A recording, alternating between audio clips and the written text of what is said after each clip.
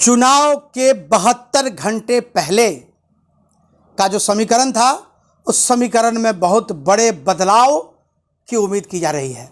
क्योंकि चुनाव का जो प्रबंधन है, चुनाव के प्रबंधन में महागठबंधन फिसलता हुआ दिख रहा है। और ये कहानी मोतिहारी की भी है। मोतिहारी में तो कई जगहों पे पैसे के लिए मारपीट की सूचना प्राप्त हो रही है।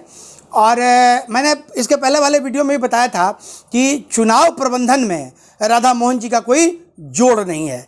क्योंकि पूरे हिंदुस्तान के लेवल पे अगर हम चुनाव प्रबंधन की बात करें तो भारतीय जनता पार्टी अगर 5 लोगों को चुनेगी उसमें से, तो एक नाम राधा मोहन सिंह का आएगा। उनका चुनाव प्रबंधन इतना बेहतर होता है।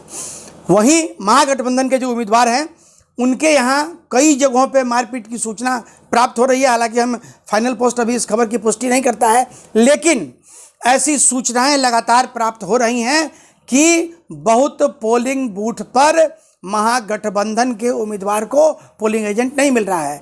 और सबसे चौंकाने वाली बात ये, रितु जायसवाल अभी तक के चुनाव में बहुत आगे चल रही थी, लेकिन चुनाव प्रबंधन उनका भी गड़बड़ता दिख रहा है। और ये एक बहुत बड़ी खबर है। चुनाव प्रबंधन में फेल्योर होने का मतलब है कि चुनाव से बाहर चले जाना। अब हालांकि दोनों दल के उम्मीदवार और दोनों दल के नेता अभी तक शिवहर में कैंप करके बैठे हैं।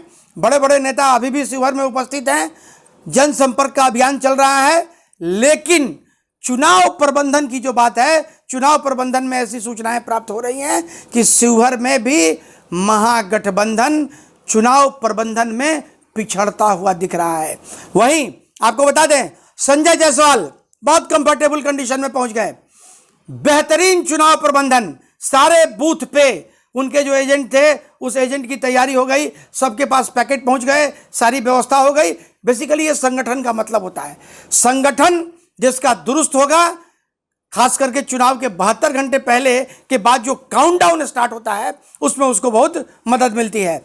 वही स्थिति वहां दिख रही है वाल्मीकि नगर में। लेकिन वाल्मीकि नगर में दीपक यादव जो कि महागठबंधन के उम्मीदवार हैं, उनका भी प्रबंधन, चुनाव प्रबंधन बेहतर दिख रहा है।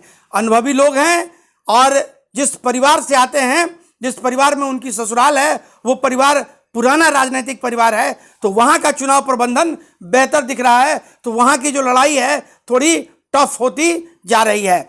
बाकी तो अब 4 जून को पता चलेगा। लेकिन वाल्मीकि नगर में लड़ाई थोड़ी टफ हो गई। संजय जायसवाल बेतिया पश्चिमी चंपारण कंफर्टेबल दिख रहे हैं। चुनाव प्रबंधन में मदन मोहन तिवारी थोड़े पिछड़ते हुए दिख रहे हैं। Motihari Radha Mohan Singh complete fair game, 70 और 30 की लड़ाई हो गई। शिवहर रितु जायसवाल थोड़ी पिछड़ती हुई दिख रही है चुनाव प्रबंधन में। तो ये आज की खबर थी। आज ये छोटी सी खबर। बाकी कल मैं फाइनल पोस्ट के दर्शकों को अपडेट करता रहूंगा। देखते रहिए फाइनल पोस्ट। और हाँ, हमारे चैनल को सब्सक्राइब करना मत भूलिएगा। नमस्कार।